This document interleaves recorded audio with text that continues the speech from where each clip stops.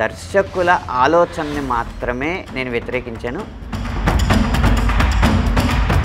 కృష్ణుడి సంగతి ఏంటి? గోపికలు స్నానం చేస్తే బట్టలు ఎత్తుకుపోయాడు కదా. వాళ్ళని నగ్నంగా గట్టు మీదకి లాగలేదు, చూడాలని అనుకోలేదు, ఏమీ చేయలేదు. అంటే కృష్ణా జిల్లాల్లో డైరెక్టర్లు, ప్రొడ్యూసర్లు అని ప్రత్యేకంగా ఉన్నారు. మాట్లాడిన ప్రతి దానికి పురాణాలని, ఇతిహాసాలని వక్రీకరిస్తున్నారు మొర్రో అని నేను మాట్లాడుతుంటే. నమస్తే, వెల్కమ్ టు నేషనలిస్ట్ హబ్. ఇక వనజ గారు, సీనియర్ జర్నలిస్ట్ వనజ గారు మహువా మీడియా ద్వారా వారు చాలా సుదీర్ఘంగా మీ స్పీచ్ మీద మాట్లాడారు. అందులో కొన్ని పాయింట్స్, చాలా వాల్యూడ్ ఆర్గ్యుమెంట్స్ ఆవిడ చేశారు. ఆవిడ చేసిన ఆర్గ్యుమెంట్స్ని నేను చదివే ప్రయత్నం చేస్తాను సార్. కొన్ని, రామాయణం పూర్తిగా బ్లాక్ అండ్ వైట్లో ఉంటుంది. మంచివాళ్ళు మంచిగా, చెడ్డవాళ్ళు చెడుగా ఉంటారు. మంచివారికి చెడ్డవారికి మధ్య యుద్ధం జరుగుతూ ఉంటుంది. కానీ భారతం విషయంలో అలా ఉండదు. అందులో ప్రతి ఒక్కరికి కొన్ని బలాలు, బలహీనతలు ఉంటాయి. అందులో పర్ఫెక్ట్ అని చెప్పడానికి ఉండదు. ఎందుకంటే వారందరూ భారతంలో మనుషుల్లాగానే ఉంటారు, దేవుళ్ళలాగా ఉండరు. అయితే ఇప్పటి వరకు రామాయణాన్ని విమర్శించిన వారు ఇప్పుడు భారతంపై పడ్డారు. ఈ భారతాన్ని రాజకీయాల్లోకి లాగుతున్నారు. దానవీర సూర్యకర్ణ నుంచి ఇలా కల్కి సినిమా వరకు కర్ణుడిని గొప్పవాడిగా చూపించడం హైందవానికి వ్యతిరేకమని అంటున్నారు. నిజానికి కర్ణుడిని గొప్పవాడు కాదని ఎలా అంటారని ఆశ్చర్యపోయాను నేను. ఆ తర్వాత అనంత శ్రీరామ్ స్పీచ్ చూశాక ఇంతటి పిచ్చి వాళ్ళు కూడా ఉంటారా అని అనిపించింది. నిజానికి మహాభారతంలో ఒక కర్ణుడు మాత్రమే కాదు, అన్ని పాత్రల్లోనూ బలాలు, బలహీనతలు ఉంటాయి. నిజానికి ధర్మరాజు చెడ్డవాడని అంటూ ఉంటారు, కానీ స్నేహితుడి కోసం ఎంత దూరమైనా వెళ్ళడానికి సిద్ధమవుతాడు. నేను చాలా కొంచెం పెద్దగానే తీసుకున్నాను ఆవిడ మాట్లాడిన మాటలన్నింటినీ. నేను యాక్చువల్లీ కొంచెం క్రిస్ప్గా చెప్పవచ్చు, యథాతథంగా మాట్లాడితేనే కరెక్ట్ అని తీసుకున్నాను. అన్ని ధర్మాలు తెలిసిన ధర్మరాజు జూదంలో భార్యను కూడా పణంగా పెడతాడు. అన్నిటికంటే కర్ణుడిపై అందరికీ ఓ సాఫ్ట్ కార్నర్ ఉంది. దానవీర సూర్యకర్ణతో కానీ, కల్కి సినిమాతో కానీ సంబంధం లేకుండా అందరిలో ఆయనపై ఓ సాఫ్ట్ కార్నర్ ఉంది. ఎందుకంటే కర్ణుడిని మనమందరం ఒక విక్టిమ్గానే చూస్తాం. మిగిలిన 5 పాండవులు ఎలా పుట్టారో కర్ణుడు కూడా అలానే పుట్టాడు. ఇక్కడ భారతం కథలో ఉన్నది మాత్రమే మనం మాట్లాడుతున్నాం. అది నిజమా కాదా అన్న విషయంలోకి మనం వెళ్ళడం లేదు. నిజం చెప్పాలంటే ఎవరు కూడా పాండురాజు పిల్లలు కాదు. కుంతికి ఒక వరం ఉంటుంది, పెళ్లి కాకముందే కర్ణుడిని కంటుంది. సో పెళ్లి కాకముందు పుట్టాడు కాబట్టే కర్ణుడిని వదిలించుకుంటుంది. పెళ్ళయ్యాక అదే వరంతో మిగిలిన 5 కంటుంది. ఈ 5 పాండవులతో పాటు కర్ణుడు కూడా పాండురాజుకు పుట్టినవాడు కాదు. కానీ ఈ 5 పాండవులకు లభించిన హక్కులు కర్ణుడికి దక్కలేదు. ఇది భారతం రాసిన వాళ్లకు, చదివిన వాళ్లకు స్పష్టంగా అర్థమవుతుంది. మనందరిలోనూ అది ఉంటుంది. అందులోనూ ఆయనకు దానకర్ణుడనే పేరుంది. కవచకుండలాలను ఆయన దానం చేశాడు. దాన్ని కూడా అనంత శ్రీరామ్ వెటకారం చేశారు. ఏదో దానం చేశాడు కాబట్టే గొప్పవాడైపోతాడా అని వెటకారం చేశారు. నా 6 ఏళ్ల వయసులో సినిమా టాకీస్లో ఆ సీన్ చూడగానే గట్టిగా ఏడ్చేశాను. నా ఏడుపుతో హాలంతా దద్దరిల్లితే నన్ను బయటకు తీసుకొచ్చేశారు. అలా ఉంటుంది ఆ సీన్. అటువంటి సన్నివేశాన్ని చిన్న చూపు చూశారు అనంత శ్రీరామ్. సో ఇంత పెద్దగా మాట్లాడిందని నేను టెక్స్ట్ రాసుకుని మీకు చదువు వినిపిస్తున్నాను. మీరు కూడా రాసుకున్నారు పాయింట్లు రాసుకున్నాను. మీరు విన్నారా? ఆవిడ విశ్లేషణ కూడా నేను విన్నాను. ఇక్కడ అన్నిటికన్నా ముఖ్యమైన విషయం, ఆవిడ 6 ఏళ్ల వయసులో నేను చూసి అసలు నేను ఏడ్చిన ఏడుపులకి మా తల్లిదండ్రులు నన్ను సినిమాకి తీసుకొచ్చిన వాళ్ళు చాలా ఇదైపోయారు, కదిలిపోయారు, చలించిపోయారు. అలా ఉంటుంది ఆ సీను, అంత గొప్ప సీను, కవచకుండలాలు ఒలిచి ఇవ్వడం అని చెప్పారు కదా. నేను హర్షిస్తున్నాను దానికి. ఒక 6 ఏళ్ల వయసులో ఒక పిల్ల ఎలా స్పందించాలో, 6 ఏళ్ల పిల్ల ఎలా స్పందించాలో అలాగే స్పందించారు ఆవిడ. అందులో ఏమాత్రం సందేహం లేదు. కారణం ఏంటి? కవచకుండలాలు ఒలుస్తాం అంటే చర్మాన్ని ఒలిచి ఇచ్చేయడం కదా. అప్పుడు రక్తం వస్తుంది, కండరాళ్ళు మీద రక్తం కనపడుతుంది, మజ్జ, ఎముకలు అన్నీ కనపడతాయి. ఇది భీభత్స రసానికి సంబంధించిన దృశ్యం. నవరసాల్లో భీభత్స రసం ఇలా ఉంటుంది. మనకి యుద్ధాలు అయిపోయిన తర్వాత కూడా అక్కడ ఎలా ఉంటుంది వాతావరణం అని చెప్పడానికి భీభత్స రసాన్ని ఎంచుకుంటారు. రక్తం ఏర్లై పారుతుంది, కండలు మట్టి కలిసిపోయినాయి, మజ్జ, చీము అన్నీ బురదగా ఉంది అదంతా అని చెప్పడానికి. ఆ భీభత్స రసం చూసినప్పుడు ఏ సీన్ అయినా సరే 6 ఏళ్ల పిల్ల అలాగే స్పందిస్తుంది, అలాగే కకావికలం అవుద్ది. ఇక్కడ ఏంటంటే 6 ఏళ్ల పిల్లగా అలా స్పందించిన ఇంత వయసు వచ్చిన తర్వాత కూడా అదే పిల్ల మనస్తత్వంతో ఉండడమే హాస్యాస్పదంగా ఉంది. కారణం, కర్ణుణ్ణి అభిమానించాలా వద్దా అనేది కవచకుండలాల దగ్గర కాదు, సభాపర్వం దగ్గర మనం నిర్ణయం తీసుకోవాలి. ఆ వీడియోలో ఆమె ఏదో ద్రౌపదిని బట్టలలో తీయమన్నాడని సలహా ఇచ్చాడు అని చెప్పి కర్ణుణ్ణి పాపిగా చూడమంటున్నారు అన్నట్టుగా ఆవిడ చెప్పారనమాట. సో దానికి మనం అది చూడొచ్చా చూడకూడదా అనేది సభాపర్వం సాక్ష్యంగా వారిని అడగదాం. ఎందుకంటే వారు మహిళ కాబట్టి ఒక మహిళకి ఇలా చేసిన వాడికి సమాజం ఎలాంటి గౌరవం ఇవ్వాలనేది వారే విజ్ఞతతో తెలుసుకుంటారని.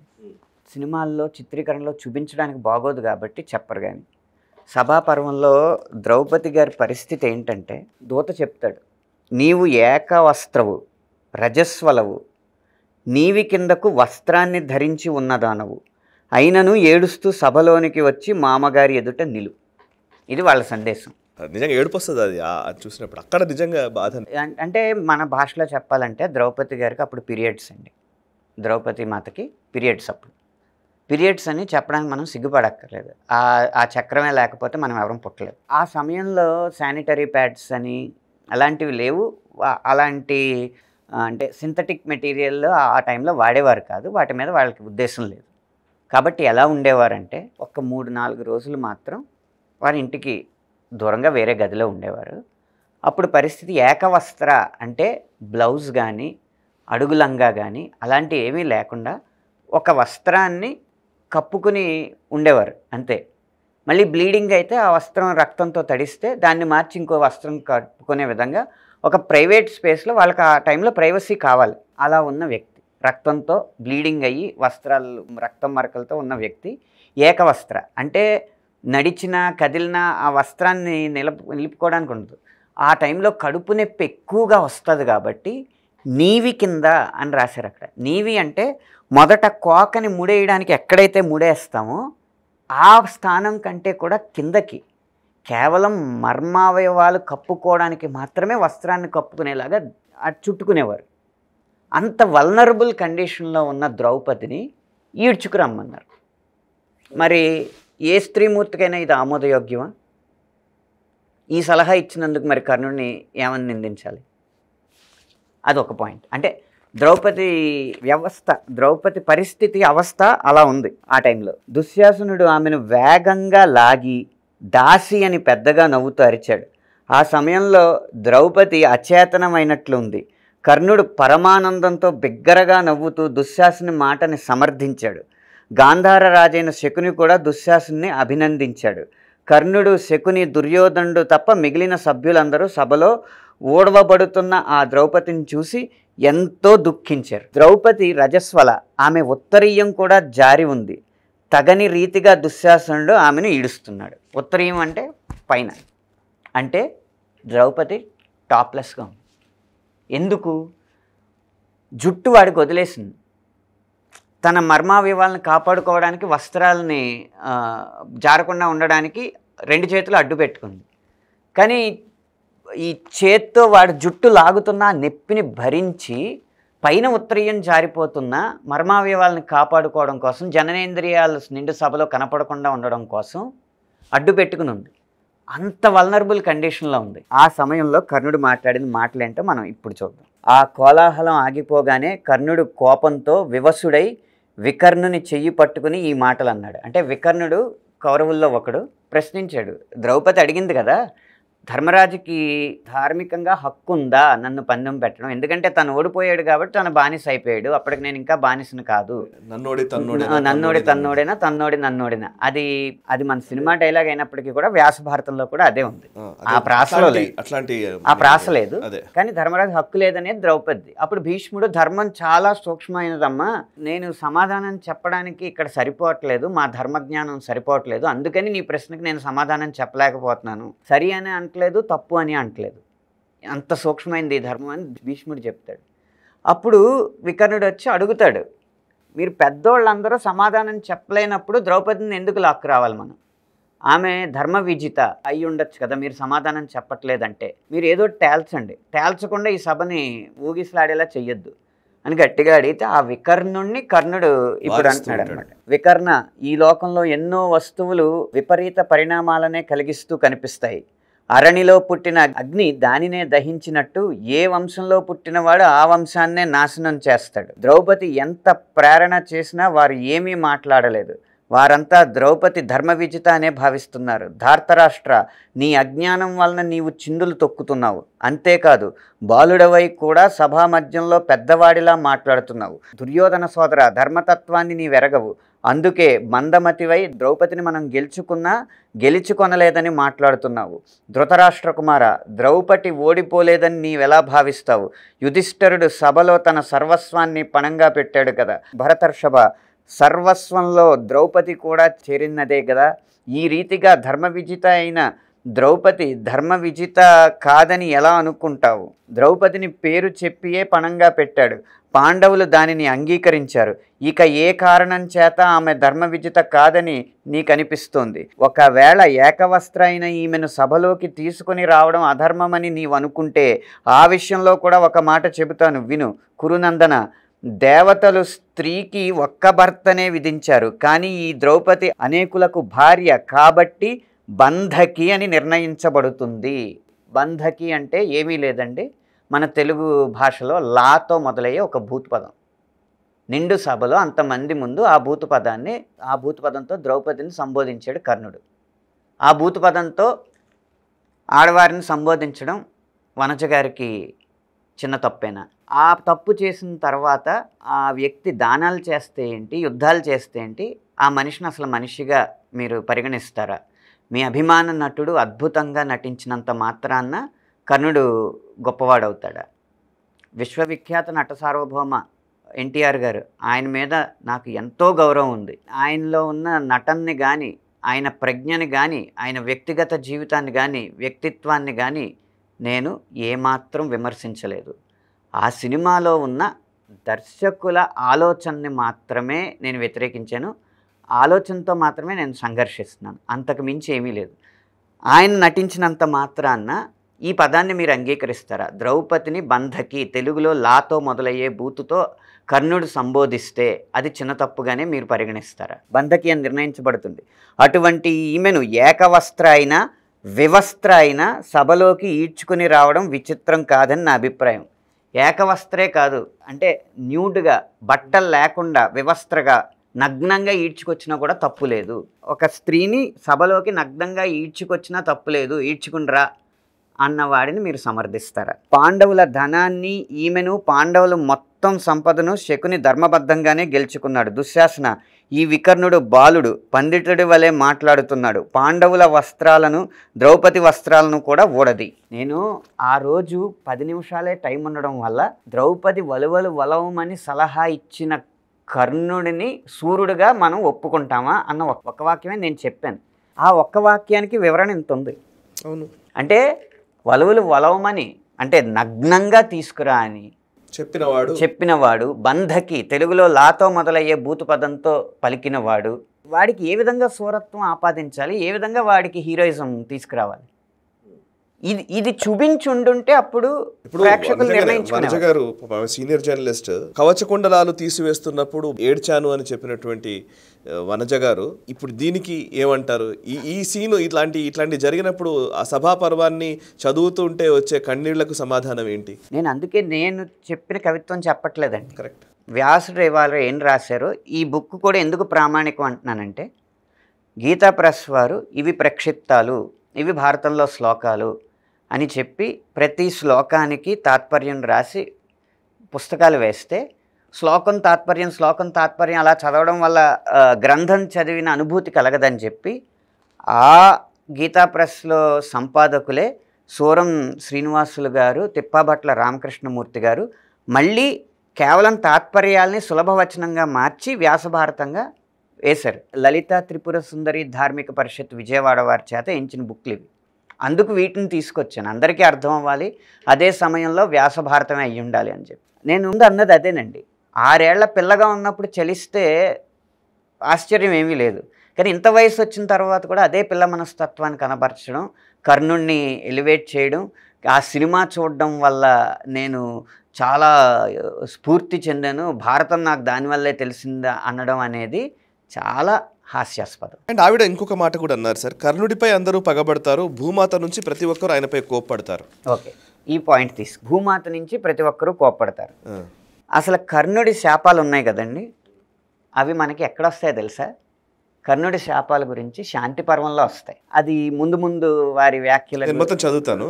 కర్ణుడిపై అందరూ పగబడతారు, భూమాత నుంచి ప్రతి ఒక్కరు ఆయనపై కోప్పడతారు, అందుకే ఆయన పెద్ద వీరుడైనా యుద్ధంలో ఎన్నో సమస్యలు వస్తాయి.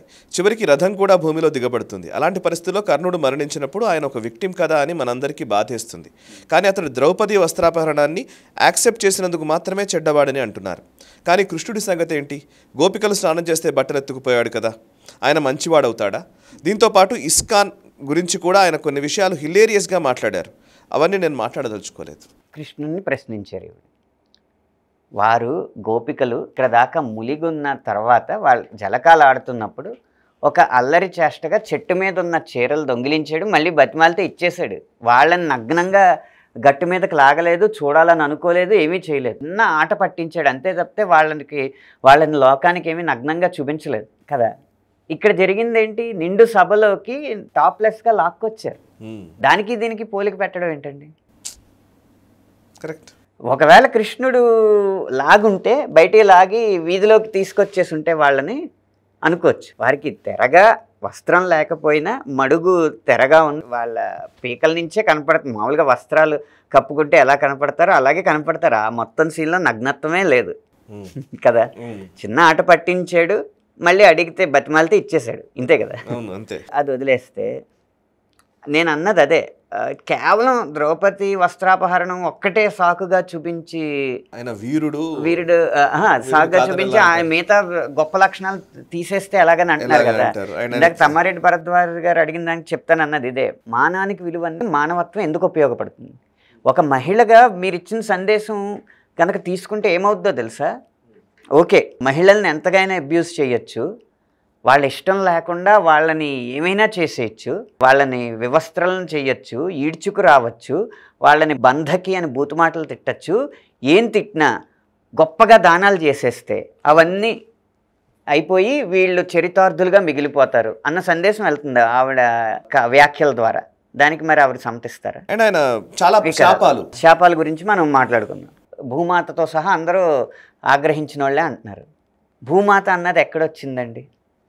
ఒక పిల్ల నెయ్యి ఒలిగిపోతే కర్ణుడు వెళ్ళి ఇలా పిండడం వల్ల భూమాతకి హర్టింగ్గా అనిపించి శాపం ఇచ్చిందని పెట్టారు. ఆవిడకి సినిమా భారతం ఆవిడకి తెలుసు, వ్యాస భారతం తెలీదు.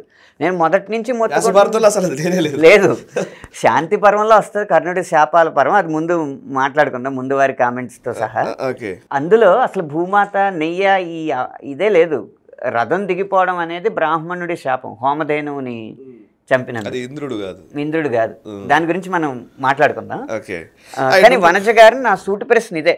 ఇప్పుడు ఓకేనా, అమ్మాయిల్ని ఎలాగైనా అబ్యూస్ చేసి ఏమైనా చేసి ఆ తర్వాత దానాలు చేసేస్తే యుద్ధాలు చేసేస్తే చరితార్థులం అయిపోతామా? మీరు పురుష జాతికి మహిళల తరపున ఇచ్చే సందేశం ఇదేనా? అసలు ప్రత్యేకంగా కర్ణుడి మీద వీళ్ళు టార్గెట్ చేసుకోవడానికి కారణం ఏంటి అనే విషయానికి వస్తే ఆవిడ చెప్పిన మాటనే ఇది. ఈ స్పీచ్ ఒక ప్రత్యేక వర్గాన్ని టార్గెట్ చేసుకుని చేసినట్లుంది. ఎందుకంటే కృష్ణా జిల్లాల్లో డైరెక్టర్లు, ప్రొడ్యూసర్లు అని ప్రత్యేకంగా ఉన్నారు. దానవీర శూరకర్ణ ఎన్టీఆర్ సినిమా, కల్కి అశ్విని దత్ సినిమా, వీరిద్దరు కృష్ణా జిల్లాకు చెందిన వారే. వీరిద్దరు ఒకే సామాజిక వర్గానికి చెందినవారు. ఏపీలో అనంత శ్రీరామ్ వచ్చిన కాపు సామాజిక వర్గానికి, కమ్మ సామాజిక వర్గానికి మధ్య ఉన్న వైరుధ్యం మనకు తెలిసిందే. ఇప్పుడు టీడీపీ, జనసేన కలిసి ఉన్నా ఆ రెండు పార్టీల మధ్య ఉన్న సమస్యలు మనకు తెలిసిందే.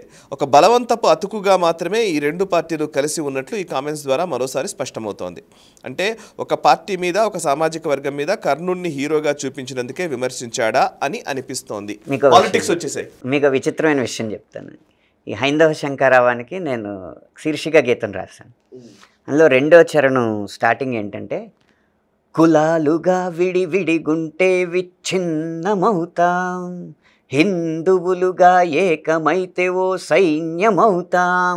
అసలు ఇక్కడ పోరాడిందే కులాలకు వ్యతిరేకంగా. మనల్ని కులాల పేరు చెప్పి విడదీసి అర్థం పర్థం లేని ఇంటర్ప్రిటేషన్స్ మన సమాజానికి ఆపాదించి మనల్ని విడదీస్తున్నారు.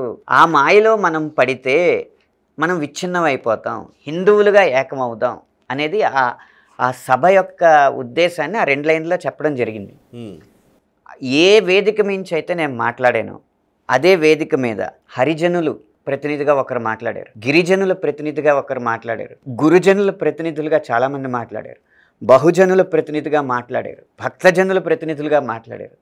ఆ వేదికే కులాల ఐక్యతకి ఒక దర్పణం పట్టేలా ఉంది. అలాంటి వేదిక మించి నేను మాట్లాడిన మాటలకి కులం రంగు అద్దిన ఈ కుచిత స్వభావం ఉంది చూడండి, దాన్ని మాత్రం నేను గర్హిస్తున్నాను. ఒక వ్యక్తి అనేవాడు వాడికి సంబంధం లేకుండా ఒక సామాజిక వర్గంలో పుడతాడు.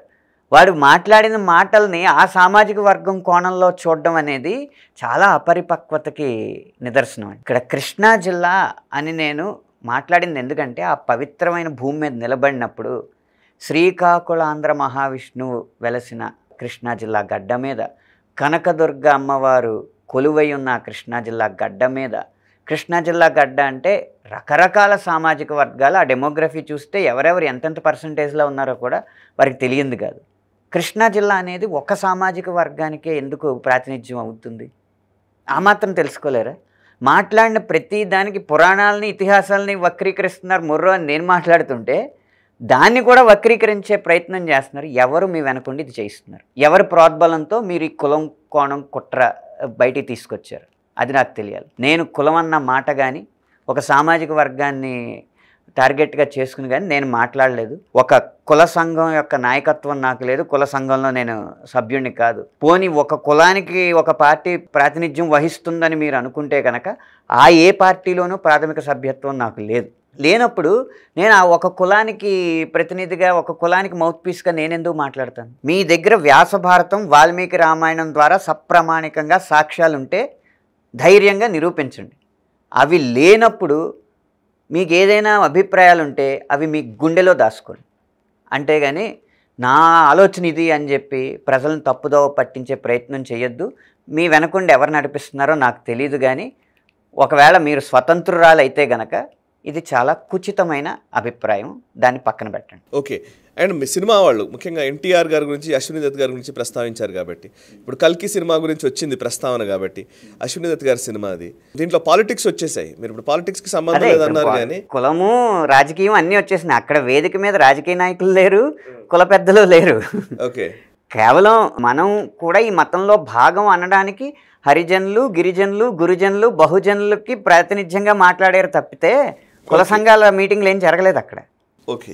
మీరు ఇస్కాన్ని కూడా అవమానించారు. నేను హరే రామ హరే కృష్ణ అన్న వాళ్ళ పవిత్రమైన మంత్రం నినాదాన్ని ఐటమ్ సాంగ్లో పెట్టడం తప్పు అని అక్కడ చేశాను. దానికి ఆవిడ అసలు ఇస్కాన్ ఎలా పుట్టిందో తెలియదు, ఇతనికి 1960 నుంచి ఇలా జరిగింది అలా జరిగిందని ఆ వీడియోలో వివరణ ఇచ్చారనమాట.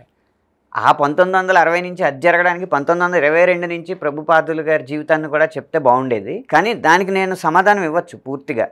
కానీ ఇస్కాన్ తరపున నేను వకాల్తా పుచ్చుకోవడం అనేది కరెక్ట్ కాదు. ఇస్కాన్ అనేది ఎగ్జిస్టెన్స్లో లేకపోతే, ఉనికిలో ఉండకపోతే నేను మాట్లాడేవాడిని. ఇప్పుడు రాసిన వ్యాసుడు, వాల్మీకి ఉనికిలో లేరు కాబట్టి వారు రాసిన మాటలను నేను నిరూపిస్తున్నాను. ఇస్కాన్ వారికి అంత బలహీనత లేదు. ఆవిడ వేసిన నిందల్ని, ఆవిడ వేసిన ఆరోపణల్ని ఖండించి నిరూపించగలిగే సామర్థ్యం ఉన్న ఎంతోమంది వక్తలు ఇస్కాన్లో ఉన్నారు. అది వారే చూసుకో. ఓకే. భరద్వాజ గారని సీనియర్ జర్నలిస్ట్, వారు కూడా నాకు మంచి మిత్రులే. చాలా కాలం పాటు మేము కలిసి పనిచేశాము చాలా ప్రసార మాధ్యమాల్లో. సో భరద్వాజ గారు కొన్ని ప్రశ్నలు లేవనెత్తారు, కొన్ని విమర్శలు చేశారు. ఒకసారి నేను చదువుతాను సార్, కొంచెం సీరియస్గానే ఉన్నాయి. అయితే టైం ఎక్కువ అవుతుందేమో, బట్ స్టిల్ ఇవన్నీ మాట్లాడాలి, ఎందుకంటే ఒక ఇంటర్వ్యూలో మీరు క్లియర్ చేయాల్సిన అవసరం ఉందేమో అని నాకు అనిపించింది. ఎందుకంటే నేను ఇది మిస్ అవద్దు. ఈ అంశం గురించి నేను మాట్లాడేది ఇది ఒక్క ఇంటర్వ్యూ, ఒక ప్రసంగం. అది 10 నిమిషాలే నాకు మాట్లాడే అవకాశం ఉంది కాబట్టి సూచనప్రాయంగా వాక్యాలు మాట్లాడాను. వాటిని విస్తరించే బాధ్యత నా మీద ఉంది కాబట్టి ఒక ఇంటర్వ్యూ మీ ద్వారా చేస్తున్నాను. కానీ ఇక్కడ నా మీద వ్యతిరేకత వెదజల్లే వాళ్ళలో ఎడమ మీడియా, ఎరుపు మేధావులతో పాటు ఇంకొకరు కూడా ఉన్నారు. ఇప్పుడు యూట్యూబ్ కాలంలో 100,000 ఛానల్స్ వచ్చేసిన తర్వాత చాలామంది ఇంటర్వ్యూల కోసం నన్ను అడుగుతూ ఉంటారు. అందరికీ ఇవ్వడం సాధ్యం కాదు. ఇవ్వనప్పుడు నాకు ఇవ్వలేదు అన్న కోపంతో చేసిన వాళ్ళు కొంతమంది ఉన్నారు. అదే సమయంలో కొంతమందికి క్రెడిబిలిటీ ఉంటుంది, కొంతమందికి ఉండదు. అవన్నీ నేను నిర్ణయించుకోవాలి. వీటన్నిటి వల్ల ఒక్క ఇంటర్వ్యూ మాత్రం ఒక క్రెడిబిలిటీ ఉన్న ఛానల్కి ఇద్దామని నిర్ణయించుకున్నాను. అది మిమ్మల్ని నేను ఎంచుకున్నాను. Thank you sir. Thank you. దీని తర్వాత నా ప్రసంగాల్లో ఉన్న సూచనప్రాయంగా ఉన్న వాక్యాలని విస్తరించేశాక ఇంకెవరెవరు ఏ గ్రామసింహాలు ఎలా గర్జించినా కూడా నాకు సంబంధం లేదు. నేను ఇవ్వాల్సిన వివరణ ఈ ఒక్క ఇంటర్వ్యూ ద్వారానే ఇస్తున్నాను, ఈ తర్వాత ఇవ్వను కూడా. ఓకే. ఓకే. ఈ టాపిక్ ఇక్కడికి ఆపేస్తానంటారు. ఇంకా చాలా విషయాలు నా నుంచి అయితే ఈ టాపిక్ ఇంటర్వ్యూవే ముగింపు. క్లారిటీ దీంతోనే వస్తుందంటారు. Right, okay. భరద్వాజ్ గారు చేసిన వ్యాఖ్యలు కొన్ని చదువుతాను. హిందూ ధర్మం అంటే ఖచ్చితంగా కులమే. హిందూ ధర్మం అంటేనే కుల వివక్ష. నిచ్చెనమెట్ల వ్యవస్థ అని అంటారు. ఒక కులం ఇంకో కులాన్ని తొక్కుతూనే ఉంటుంది. ఇందులో కొన్ని కులాలు బాధితులు పీడితులుగా పరిగణింపబడుతున్నాయి. ఈ స్ట్రక్చర్లో ఒకరితో ఒకరు కలహించుకుంటూ ఉంటారు. ఆ విధంగా వీరి సొసైటీ నడుచుకుంటూ పోతుంది. ఇది కులాలకు సంబంధించి ఆయన ఇచ్చిన డెఫినేషన్. నేను ఒక్క మాట చెప్తాను. నేను యాక్చువల్లీ ఇప్పుడు తెలకపల్లి రవి గారు కావచ్చు, లేకపోతే వనజ గారు కావచ్చు, లేకపోతే భరద్వాజ గారు కావచ్చు, వీళ్ళందరూ మా పాత్రికేయులే, మా జర్నలిస్ట్ కులానికి చెందిన వాళ్ళే. కులం అంటే ఆ కులం కాదు, బట్ స్టిల్ ఒక వర్గం. మీరు అన్నదే కరెక్ట్. కులం అనేది మీరు ఎలా తీసుకున్నారో అదే కరెక్ట్. అంటే ఒక వృత్తిపరంగా ఆలోచిస్తే గ్రూప్ కులం అంటే గ్రూప్ అంతే. అందరూ సీనియర్ జర్నలిస్టులు, ఒకరు ఒక్కొక్క అద్భుతమైన రాత కలిగిన వ్యక్తులు, చాలా బాగా రాయగలరు, చాలా బాగా మాట్లాడగలరు. భావజాలాల సంఘర్షణ ఏమైనా ఉండవచ్చు. వారి భావజాలానికి నాకు పడకపోవచ్చు, నా భావజాలం వాళ్ళు అంగీకరించకపోవచ్చు, ఏమైనా కావచ్చు. బట్ భరద్వాజ గారు ఇచ్చిన వ్యాఖ్యలో కులానికి సంబంధించి ఆయన డెఫినేషన్ ఇది. సో ఈ డెఫినేషన్ కరెక్టేనా మీరు అనుకుంటున్నది? ఇందాక మనం కులం గురించి మాట్లాడాం కాబట్టి సార్ మీరు ముందు ఆయన చెప్పింది ఏంటంటే, అసలు ఇందాక మనం చెప్పాం కదా, భీష్ముడే ధర్మం చాలా సూక్ష్మమైంది, దాని గురించి చెప్పడం కష్టం అన్నాడు అని, అంత కాంప్లికేటెడ్ అని భీష్ముడు చెప్తే ఈయన ధర్మం అంటే ఏం లేదు, ధర్మం అంటే కులం అని సింపుల్గా చెప్పేశారు. భీష్ముడి కంటే చాలా సింపుల్గా చెప్పేశారు. కానీ అంత సింపుల్ కాదు అది. ధర్మం అంటే ఏంటంటే బేసిక్గా దానికి ఇదమిద్దంగా నిర్వచనం అయితే ఇవ్వలేదు మన గ్రంథాల్లో. కానీ ధర్మం యొక్క స్వభావాన్ని మాత్రం కొన్ని చోట్ల చెప్పారు. వ్యాస భారతంలో ఉన్న సేమ్ మీనింగ్నే తిక్కన గారి పద్యంలో చెప్పారు. ఒరులెయ్యది ఒనరించిన నరవర అప్రియంబు తన మనంబున కబు తానొరుల కవి సేయకునికి పరాయణము పరమధర్మ పదములకెళ్ళన్.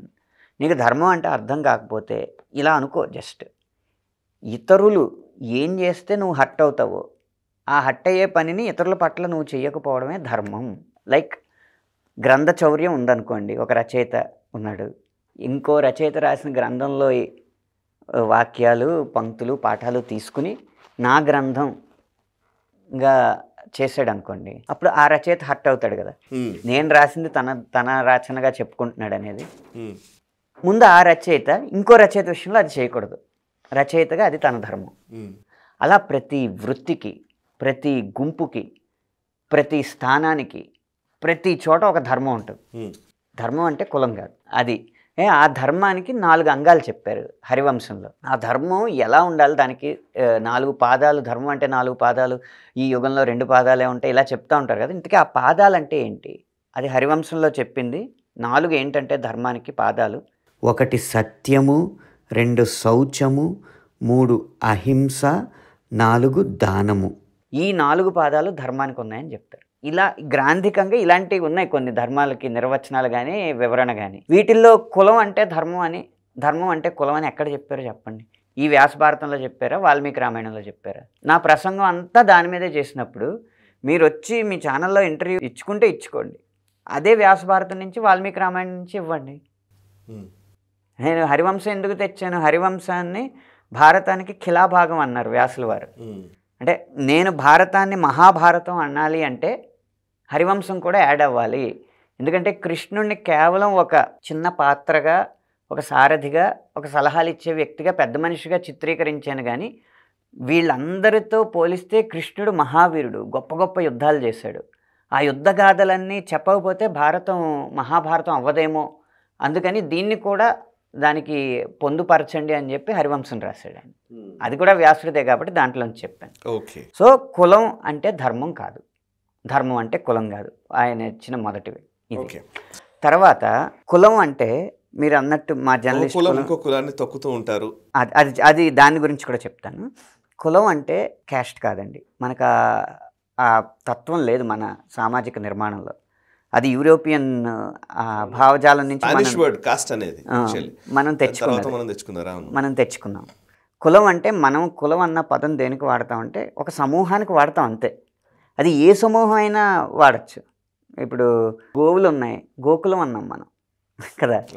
గురువులు ఉంటారు, గురుకులం అన్నాం. గురువు ఒక సమూహాన్ని కనుక నిర్మిస్తే దాన్ని గురుకులం అన్నాం. అంతేగాని మనం ఏమాత్రం కమ్మ, కాపు, రెడ్డి, రాజు ఇలాంటి కాన్సెప్ట్ కులంలో లేదు. మనకున్నది వర్ణ వ్యవస్థ. వర్ణ వ్యవస్థ అనేది వంశ వ్యవస్థగా పొరపడి ఇప్పుడు దాకా మన వ్యవస్థ మీద మనమే దాడులు చేసుకుంటూ వచ్చాం. వర్ణ వ్యవస్థ ఏంటి అని చెప్పడానికి మన భారతం ప్రామాణికంగానే ధర్మరాజు చెప్పిన 2 సందర్భాల్లో మాటని తీసుకుందాం. అప్పుడు వర్ణ వ్యవస్థ అంటే ఏంటో అర్థమవుద్ది. అప్పుడు ఎవరిని అణగదొక్కారు అనేది కూడా భరద్వాజ గారికి అవగతం అవుద్ది.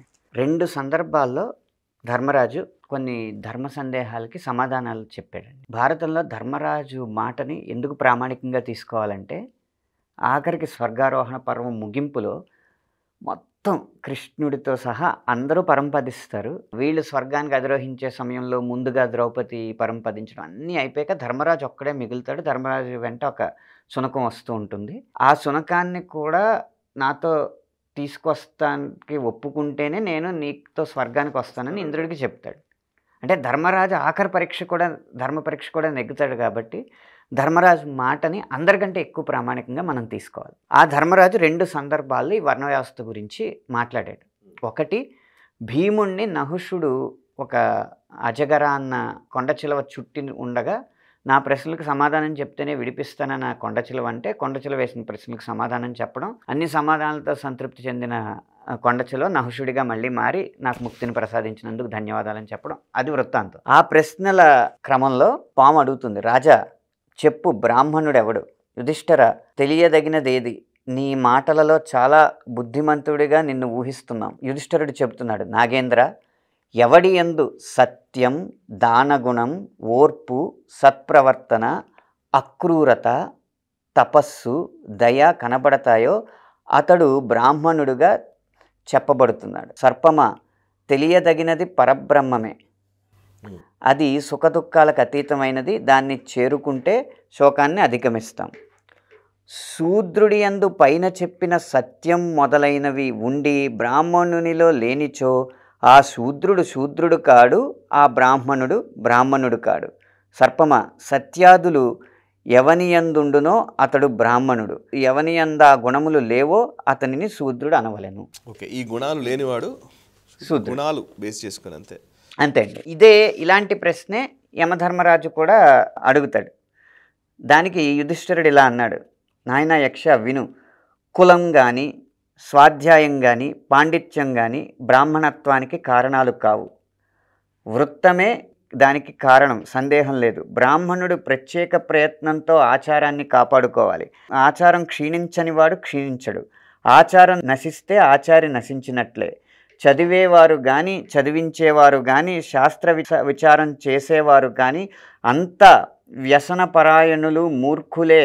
ఆచరించేవాడే పండితుడు. 4 వేదాలు చదివిన వాడైనా ఆచరణ సరిగ్గా లేకపోతే శూద్రుని కన్నా హీనుడే. అగ్నిహోత్ర తత్పరుడైన జితేంద్రియుడే బ్రాహ్మణుడు. ఈ మొత్తం విషయంలో మనకి ధర్మరాజు గారు చెప్పిన సారాంశం ఏంటి? పుట్టుకతో అందరూ సమానమే. అంతే, పుట్టుకతో కాదు, గుణ కర్మ అంతే. పుట్టుకతో పుట్టిన ప్రతి పసికందు సమానమైన వర్ణంలోనే ఉంటాడు. వాడి ప్రవర్తనను బట్టి వాడు గనక విద్యాభ్యాసం చేసి వేదాధ్యయనం చేసి వేదాన్ని బోధిస్తూ యజ్ఞాలు చేయిస్తూ భిక్షాటన చేస్తూ ఉంటే బ్రాహ్మణుడిగా మారతాడు. వాడు గనక కేవలం వేదాధ్యయనం మాత్రమే చేసి మాంసాహారం భుజిస్తూనో లేకపోతే భుజబలంతో తన ధర్మాన్ని నిర్వర్తిస్తే క్షత్రియుడు అవుతాడు. వాడు కేవలం వేదాన్ని వింటూ వ్యాపారం వ్యవసాయం చేస్తే వైశ్యుడు అవుతాడు. ఇవి కాకుండా విద్యతో సంబంధం లేకుండా ఇవి నా తత్వానికి సరిపోవట్లేదు అని చెప్పి ఇలా చేసేవారిని సేవిద్దామని చెప్పి తన కాయ కష్టం చేసి సేవలు చేసేవాడు శూద్రుడు అవుతాడు. తప్పితే ఒక తండ్రికి, శూద్రుడైన తండ్రికి పుట్టినవాడు శూద్రుడు అవుతాడని మన ధర్మశాస్త్రాలు చెప్పలే. శూద్రుడు ప్రవర్తన బట్టే. బ్రాహ్మణుడైన తండ్రికి పుట్టినవాడు బ్రాహ్మణుడు అవుతాడని కూడా చెప్పలేదు. ఆ బ్రాహ్మణుడు కూడా ప్రవర్తన బట్టే. నువ్వు పుట్టుకతో నువ్వు స్వచ్ఛమైన మనిషివి. నువ్వు ఏ వర్ణంతో మారుతావు అనేది నీ వర్తన బట్టి ఆధారపడి ఉంటుంది. సో వర్ణ వ్యవస్థ వంశ వ్యవస్థ కాదు, వర్తన బట్టి మారిదే. ఇన్ని చెప్పిన తర్వాత ఇప్పుడు ఏ కులం ఏ కులాన్ని తొక్కుతుందండి? ఇక్కడ నీ ప్రవర్తన ఎలా ఉంటుందో నువ్వు అది అని చెప్తున్నాడు. కర్ణుణ్ణి కూడా శూద్రుడు అన్నది అందుకే. అతను సూతపుత్రుడిగా పెరిగినా కూడా అతని ప్రవర్తనలో ఈ బ్రాహ్మణత్వానికి క్షత్రియత్వానికి సరిపడే లక్షణాలు లేవు కాబట్టి శూద్రుడు అన్నాడు తప్పితే తండ్రిని బట్టి కాదు. కరెక్ట్. కాబట్టి హిందూ ధర్మం కులాలను అణగదొక్కుతుంది అన్నో అసమంజసం. ఒక వర్ణం వారు ఇంకో వర్ణాన్ని పరస్పరం గౌరవించుకుంటూనే ఈ పని వాళ్ళు చేయలేరు కాబట్టి వాళ్ళ ద్వారా ఆ పని వీళ్ళు చేయలేరు కాబట్టి వాళ్ళ ద్వారా ఈ పని గ్రహించుకుంటూ ఒక సామరస్యంతో బతకమన్న సందేశమే మన ధర్మశాస్త్రాలు ఇస్తాయి. రైట్. భరద్వాజ గారిది ఇంకొక వ్యాఖ్య కూడా ఉంది సార్. సార్ ఇందాక మీరు చెప్పినట్టుగా ఒక స్ట్రక్చర్ నిర్మించుకున్నారు. ఈ స్ట్రక్చర్ని ఎవరైనా కామెంట్ చేస్తే వీరికి ఒళ్ళు మండిపోతుంది, అంటే కుల సంఘర్షణ ఒళ్ళు మండుతుందండి, నిజంగానే మండుతుంది. ఎందుకంటే మనుధర్మ స్మృతిని అధ్యయనం చేయకుండా ఏ స్ఫూర్తితో ఈ వర్ణ వ్యవస్థను ఏర్పాటు చేశారనేది పూర్తిగా తెలుసుకోకుండా వాళ్ళని అనగదొక్కేశారు, వీళ్ళని అనగదొక్కేశారు అని చెప్పి అర్ధజ్ఞానంతో అంటే ఒళ్ళు మండుతుందండి ఖచ్చితంగా. ఆయనకి మనుధర్మ స్మృతి కరెక్ట్గా కావాలంటే మర్రి కృష్ణారెడ్డి గారు మనుధర్మంలో ఉన్న ప్రక్షిప్తాలేంటి, మనుధర్మం అసలైన శ్లోకాలేంటి విడమరిచి ఒక్కో శ్లోకానికి తాత్పర్యం వ్యాఖ్యానం అన్నీ రాసి ఒక 1500 పేజీల గ్రంథంగా ఇచ్చారు. అది చదివి అప్పుడు కామెంట్ చేయాలి. ఈ స్ట్రక్చర్ను విమర్శించడానికి పురాణాల్లో ఆయుధాలుగా ఉపయోగపడుతున్న పాత్రలు కొన్ని ఉన్నాయి. ఆ పాత్రలను ఎలివేట్ చేస్తూ ఎవరి సినిమాలు తీసినా వీళ్ళు దాడి చేస్తారు. రావణ పాత్రను ఎలివేట్ చేసి సినిమా తీస్తే వీళ్ళు దాడి చేస్తారు. అలాగే దుర్యోధనుడి పాత్రను ఎలివేట్ చేస్తే వీరికి అభ్యంతరం ఏమీ లేదు, ఆయన వీళ్ళవాడే. కానీ కర్ణుడు అలా కాదు. కర్ణుడు సూతుడిగా బతుకుతాడు. ఆయన కుంతి గర్భాన జన్మించినప్పటికీ ఆయన పెరిగింది సూతుడిగానే. దాన్ని ఆయన చెప్పుకున్నాడు. చివరి వరకు తాను సూతుడిగానే బతికాడు. పురాణాన్ని పురాణంగానే చెప్పడానికి మనమెవరం? ఇక్కడ ఇది చాలా ఇంపార్టెంట్ ఆర్గ్యుమెంట్. పురాణాన్ని పురాణంగానే చెప్పడానికి మనమెవరం? ఇప్పటికే పురాణం ఉండగా కొత్త సినిమాలు ఎందుకు? అప్పటి పురాణాలను ఇప్పటి జనరేషన్కు తగ్గట్లు మనం కొత్త కథ చెప్పాలి. ఈ కొత్త కథలు చెప్పినప్పుడే వాళ్ళు భయపడుతున్నారు. మోదుకూరు జాన్సన్ గారు కర్ణుడి క్యారెక్టర్ తీసుకుని రిజర్వేషన్లు ఉండాల్సిన అవసరం ఏంటి అని ఈ సమాజానికి చెప్పాడు. నిజానికి ఇది భారతంలో లేకపోయినా ఈ సమాజానికి అవసరం కాబట్టి అటువంటి క్యారెక్టర్ను సృష్టించాడు. సో కర్ణుడి పాత్రకు రిజర్వేషన్లకు లింక్ వచ్చింది లాస్ట్కి ఇక్కడికి వస్తే. అండి కులం వర్ణం ఒకటే అనుకోవడం వల్ల వచ్చిన బాధలు ఇవన్నీ. కానీ ఆయన పురాణాలు అంటున్నారు కదా, నేను వీటిని పురాణాలు అని కూడా అనలేదు. ఈ రెండు ఇతిహాసాలు. ఎందుకంటే వాల్మీకే ఫలశ్రుతిలో ఇది ఇతిహాసం అని చెప్పాడు. భారతం అనేది ఇతిహాసం అనేది వ్యాసుడు చెప్పారు.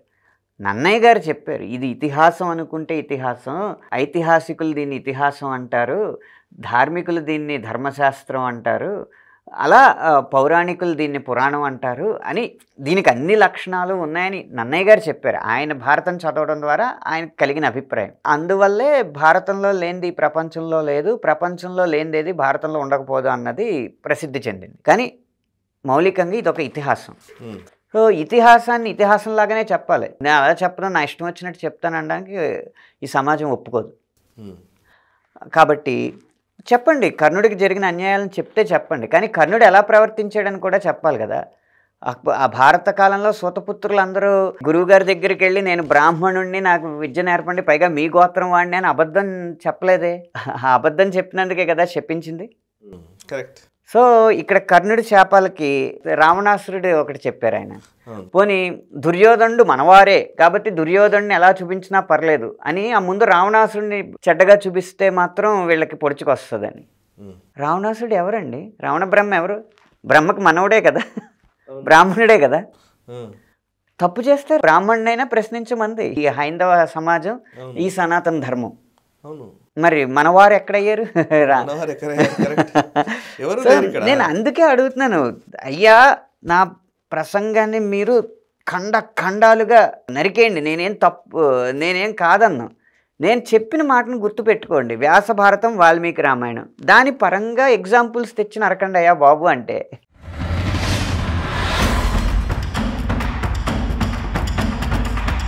ఈ వీడియో మీకు నచ్చినట్టయితే లైక్ చేయండి, 10 మందికి షేర్ చేయండి. అలాగే కామెంట్ల రూపంలో మీ అభిప్రాయాలను మాతో పంచుకోండి. Nationalist hub group of channels ను సబ్స్క్రైబ్ చేసుకుని తెలుగునాట జాతీయవాద జర్నలిజాన్ని ప్రోత్సహించండి. ఈ వీడియో కింద ఉన్న బెల్ ఐకాన్ పై క్లిక్ చేయడం మర్చిపోవద్దు.